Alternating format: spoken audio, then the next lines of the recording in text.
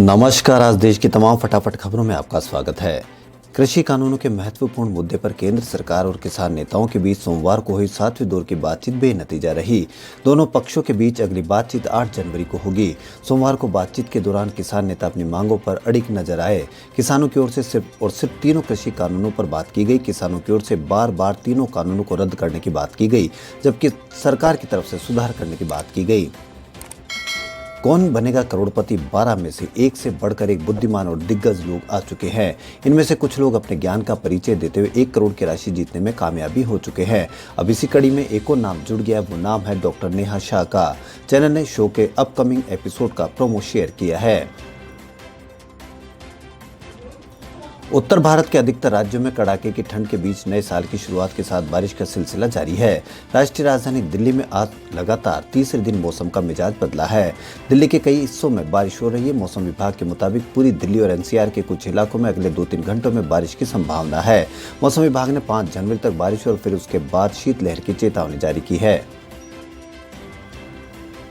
Bharat biotech के chairman Krishna इल्ला ने कहा कि हम पर अनुभवहीन होने का आरोप न लगाए। हम कई टीकों के निर्माता हैं। उन्होंने कहा कि ये कहना गलत है कि हम डेटा को लेकर पारदर्शी नहीं है। उन्होंने कहा कि सारे डेटा पब्लिक डोमेन पर है और इसमें से कुछ भी सीक्रेट नहीं है।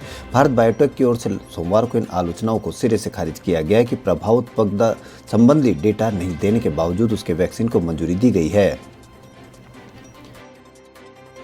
विकिलीक्स संस्थापक जूलियन असांजे को अमेरिका प्रत्यर्पित नहीं किया जाएगा। ब्रिटेन की एक अदालत ने सोमवार को यह महत्वपूर्ण फैसला सुनाया। अमेरिका के गोपनीय दस्तावेज और कूटनीतिक संदेशों को सार्वजनिक करने के आरोप में अमेरिका असांजे के प्रत्यर्पण की मांग कर रहा था, जिसके खिलाफ सुनवाई चल रही थी। असांजे को इससे पहले स्वीडन में दुष्कर्म के मामले में भी राहत मिल चुकी है। इस मामले में गिरफ्तारी से बचने के लिए असांजे ने कई साल ब्रिटेन स्थित इक्वेडोर को दूतावास में बिताए। देश में कोरोना वायरस के यूके स्ट्रेन के 9 नए मामले सामने आए हैं, जिसके बाद यूके स्ट्रेन के कुल मामलों की संख्या बढ़कर 38 हो गई है। जानकारी के अनुसार ये सभी 9 नए मामले CSIR की IGIB दिल्ली की लैब से सामने आए हैं। गौरतलब है कि ब्रिटेन से हाल में दिल्ली लौटे कुछ लोगों के कोरोना वायरस के नए प्रकार स्ट्रेन से संक्रमित होने की पुष्टि हुई थी। ये जानकारी दिल्ली के स्वास्थ्य मंत्री सत्येंद्र जैन ने बृहस्पतिवार को दी थी। कश्मीर घाटी में हिमपात होने के कारण सोमवार को जम्मू श्रीनगर राष्ट्रीय राजमार्ग एवं मुगल रोड को बंद कर दिया गया, जिससे कश्मीर का सड़क संपर्क देश के शेष हिस्सों से कट गया है। सड़कों को बंद किए जाने से करीब 4500 वाहन फंस गए हैं। यातायात विभाग के एक अधिकारी ने बताया कि जम्मू श्रीनगर राष्ट्रीय राजमार्ग पर खासतौर से जवाहर सुरंग के आसपास कई स्थानों पर बर्फ जमा हो जाने के कारण सड़क को यातायात के लिए बंद कर दिया गया है। जहाजरानी और जल मंत्रालय देश के कुछ चुनिंदा मार्गों पर एक सी प्लेन सेवा शुरू करने की तैयारी में है। इसके लिए मंत्रालय संभावित एयरलाइन ऑपरेटर के माध्यम से एक स्पेशल पर्पस व्हीकल ढांचे के तहत सी प्लेन सेवाओं का संचालन शुरू करेगी। परियोजना का निष्पादन और कार्यान्वयन जहाजरानी और जल मंत्रालय के तहत आने वाले सागरमाला डेवलपमेंट कंपनी लिमिटेड के जरिए किया जाएगा।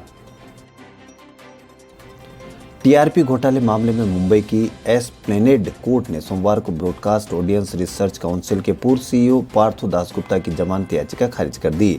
बता दें कि पार्थो दासगुप्ता को 30 दिसंबर 2020 को 14 दिनों की न्यायिक हिरासत में भेज दिया गया था।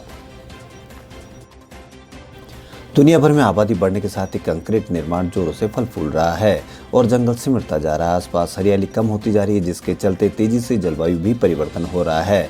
प्रकृति से छेड़छाड़ का परिणाम भी समय समय पर आपदा के तौर पर देखने को मिलता रहता है। ऐसे में आने वाली पीढ़ी को सुरक्षित भविष्य देने और धरा को हरा भरा बनाने की जिम्मेदारी उठा रहे हैं तेलंगाना खम्मम जिले के रोड्डी पिल्ली गाँव के बुजुर्ग 84 वर्षीय दरी पिल्ली रमैया अब तक 1 करोड़ से अधिक पौधों को पेड़ बना चुके हैं। आयकर अधिकारियों की एक टीम सोमवार को बेनामी संपत्ति मामले को लेकर कांग्रेस अध्यक्ष सोनिया गांधी के दामाद और पार्टी महासचिव प्रियंका गांधी वाड्रा के पति रॉबर्ट वाड्रा के कार्यालय पहुंची। सूत्रों ने कहा कि पूर्व दिल्ली के सुखदेव विहार स्थित वाड्रा के कार्यालय पहुंची टीम इस मामले में उनका बयान दर्ज कर रही है।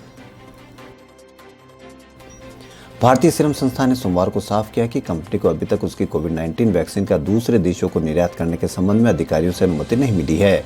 संस्थान ने सोमवार को यह जानकारी दी। इससे पहले रविवार को भारत सरकार ने एक साथ 2 वैक्सीनों के आपात इस्तेमाल की अनुमति दे दी थी। आज राष्ट्रीय राजधानी में सोने और चांदी की कीमतों में तेजी दर्ज की गई है। HDFC सिक्योरिटीज के अनुसार आज सोने की कीमतों में 877 रुपए की बढ़त आई और ये 50,619 रुपए प्रति 10 ग्राम हो गया। पीली धातु पिछले कारोबारी दिन 49,742 रुपए प्रति 10 ग्राम पर बंद हुई थी। देश में कोरोना के टीकों के आपात उपयोग की मंजूरी से निवेशकों में उत्साह है। आज सप्ताह के पहले कारोबारी दिन यानी सोमवार को घरेलू शेयर बाजार में तेजी दर्ज की गई और यह उच्चतम स्तर पर बंद हुआ। बॉम्बे स्टॉक एक्सचेंज का प्रमुख इंडेक्स सेंसेक्स 0.64% की तेजी के साथ 307 अंक ऊपर 48,176 के स्तर पर बंद हुआ। वहीं नेशनल स्टॉक एक्सचेंज का निफ्टी भी 114 अंक की बढ़त के साथ 14,132 के स्तर पर बंद हुआ। वहीं राजस्थान जयपुर के SMS अस्पताल के ट्रॉमा सेंटर में नर्सिंग कर्मचारियों से हुई मारपीट के बाद अस्पताल के तमाम नर्सिंग कर्मचारियों ने सोमवार को कार्य का बहिष्कार कर दिया। मारपीट की घटना के बाद अस्पताल में व्यवस्थाएं चरमरा गई और मरीजों को परेशानी का सामना करना पड़ा। करीब 5 घंटे बाद प्रशासन से मिले आश्वासन के बाद नर्सिंग कर्मी काम पर लौटे। खबरों में फिलहाल इतना ही। यदि आपको हमारा चैनल पसंद आए तो लाइक, सब्सक्राइब और शेयर अवश्य करें। धन्यवाद।